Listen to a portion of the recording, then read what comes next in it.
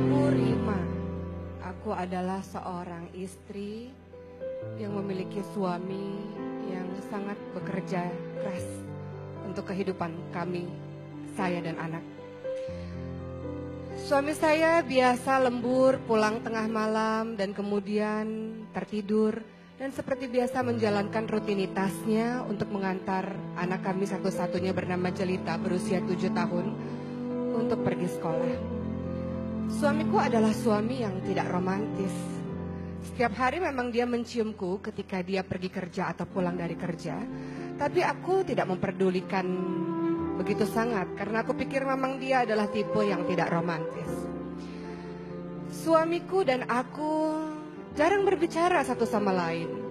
Ketika kami berada di meja makan, seringkali dia sibuk dengan handphonenya, pun aku sibuk dengan handphoneku.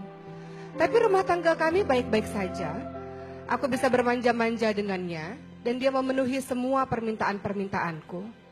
Sampai suatu ketika, suamiku yang bernama Mario ini sakit. Pencernaannya sakit sehingga ia harus dirawat di sebuah rumah sakit di ruang ICU. Ketika aku merawat dan menemaninya sehari-hari, salah seorang wanita datang untuk menjenguknya.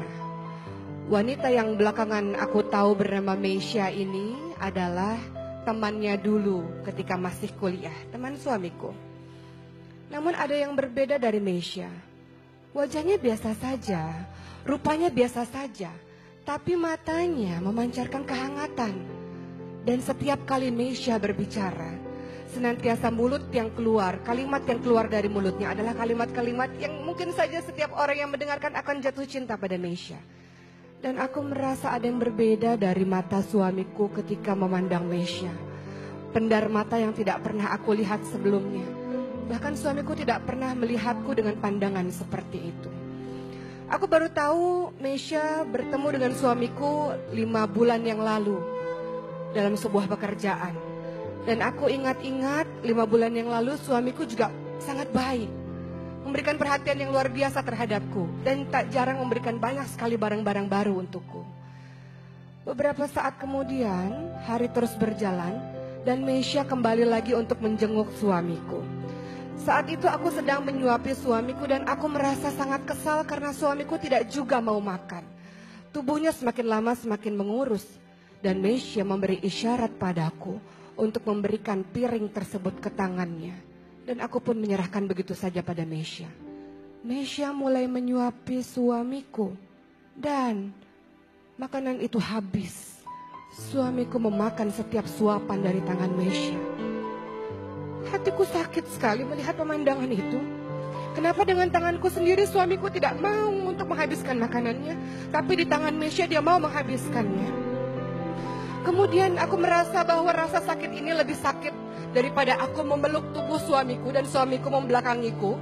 Aku berharap suamiku mau menciumku, tapi dia tidak juga mengunjungku. Ini jauh lebih sakit rasa itu. Dan hati ini lebih sakit rasanya dibanding ketika aku melahirkan anak Mario, anak suamiku itu dengan operasi sesar. Rasa sakit ini lebih sakit rasanya dibanding aku dicueki olehnya ketika dia sibuk dengan laptopnya atau dengan handphonenya. Aku sakit sekali melihat pemandangan di depan mataku suamiku disuapi oleh gadis lain.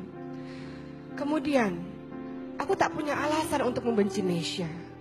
Meisha adalah gadis yang sangat baik, wanita yang sangat baik. Dia sering membawakan makanan untuk aku dan anak-anak di rumah sakit. Suatu ketika Meisha pun pernah menjenguk suamiku dan ia datang dengan suaminya dan anak-anaknya.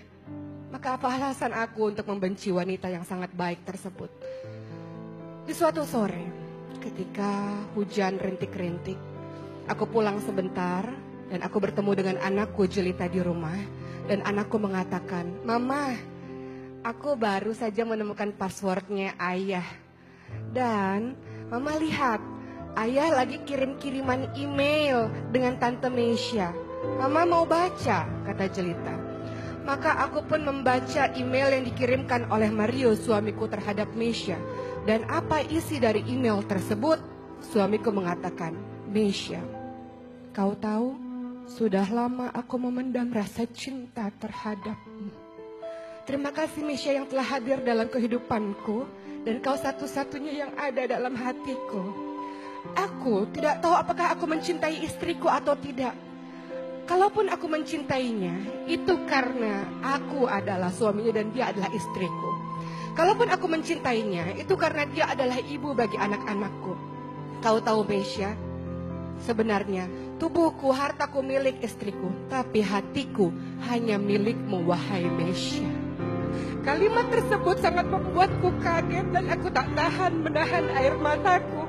Selama 8 tahun pernikahan, nyata-nyatanya suamiku yang aku anggap sangat baik dan bertanggung jawab terhadapku tak memiliki rasa cinta di hatinya terhadapku. Dia mencintai wanita lain, dia mencintai Mesya. Dan mulai saat itu, aku pun berusaha untuk menulis surat, untuk meluapkan rasa sedihku. Surat yang tidak pernah aku berikan kepada suamiku. Aku tulis hari demi hari perasaanku. Dan aku pun berubah menjadi istri yang jauh lebih baik daripada sebelumnya. Aku berusaha melayani suamiku dengan sepenuh hati. Aku berusaha mencintai suamiku dan setia terus berada di samping tempat tidurnya di rumah sakit. Aku tetap terus bersabar dalam menyuapinya walaupun dia menolak suapan dariku. Aku berusaha untuk menjaganya siang dan malam. Dan aku seringkali tertidur di samping tempat tidurnya. Aku mencintai suamiku walaupun aku tahu dia tidak pernah mencintaiku. Aku mencintai suamiku, karenanya aku membiarkan dia untuk tetap mencintai Mesya dalam hatinya. Aku sangat mencintai suamiku, aku rela melakukan apapun, dan aku ingin menjadi istri terbaik untuknya. Suatu ketika, aku pernah membuatkan makanan untuknya, dan aku merasa dia sangat khawatir karena aku basah kuyup ketika aku belajar membuat makanan di tempat orang lain. Dan kemudian ketika pulang-pulang hujan deras, dia memelukku.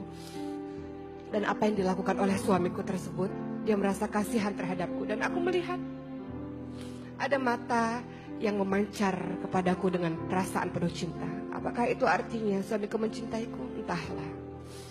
Setahun pun berlalu, apa yang terjadi?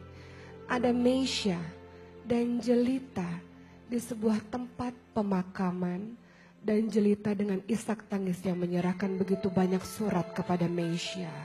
Tante Mesya, ini surat yang dituliskan oleh mama yang aku gak pernah tahu ini untuk siapa, kata Jelita.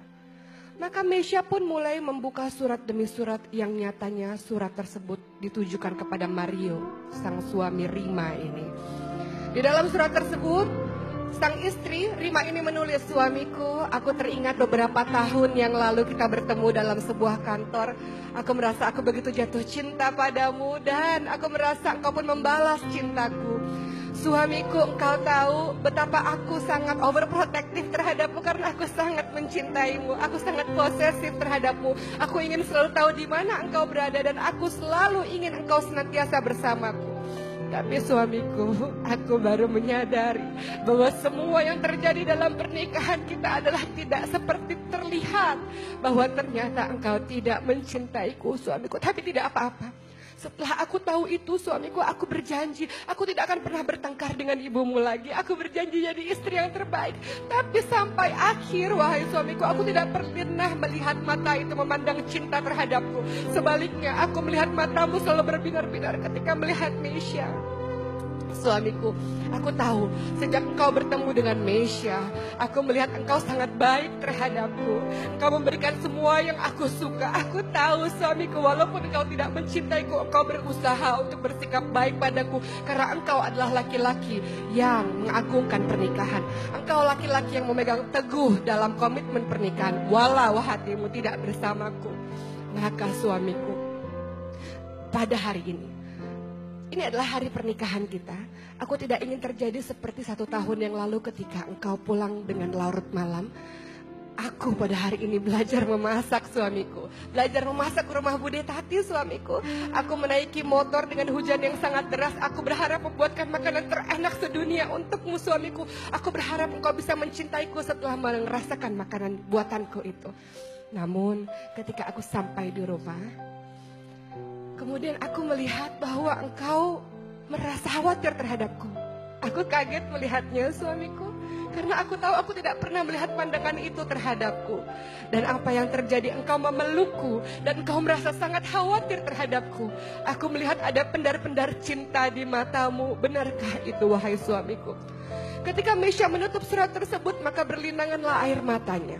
Jelita, sang anak ini mengatakan, Tante Mesya, engkau tahu, mamahku pada saat itu sedang mengendarai motor dan menjemputkan aku ke sekolah. Lalu mama memarkir motornya di samping jalan. Mama dengan wajah bahagia dan sumringah berjalan menyeberang untuk menjemputku. Namun ternyata ada mobil yang sangat cepat berjalan dan kemudian menubruk badan dari ibuku. Menabrak badan dari mamaku dan kemudian mamaku terpental, wahai Tante Mesya. Dan aku sempat melihat badannya bergerak-gerak sedikit dan melihat ke arahku sampai akhirnya ia memejamkan mata untuk selama-lamanya. Mamaku sudah tidak ada lagi, wahai Tante Mesya. Maka Mesya pun tidak sanggup lagi menahan air matanya. Kemudian ia mengambil surat di dalam tasnya, surat yang sudah dia print, email dari sang Mario ini, dari suami istri yang telah meninggal ini. Surat yang sejatinya ia mau memberikan kepada Rima. Apa isi surat itu? Mesya, aku baru menyadari setahun belakangan ini istriku telah berubah menjadi istri yang sangat baik. Kau senantiasa menyarankan aku untuk mencintai istriku. Maka ketika itu dia pulang dengan keadaan basah kuyup dan aku sangat khawatir terhadapnya. Wahai Mesya, engkau tahu aku berniat untuk membelikan mobil untuknya agar dia tidak kehujanan lagi. Bukan karena dia adalah ibu bagi anak-anakku, tapi karena aku baru merasa dia adalah belahan jiwaku. Ya Mesya, aku sudah jatuh cinta pada istriku. Terima kasih Mesya, aku bisa melupakanmu. Aku mencintai istriku. Surat itu di tangan Mesya bergetar. Ia ingin menyerahkannya kepada Rima, tapi Rima sudah tidak bisa lagi untuk membaca surat tersebut. Dan Mesya pun mengarahkan pandangannya kepada laki-laki yang bernama Mario yang memeluk sangat erat nisan dari seorang istri yang telah diabaikannya selama ini.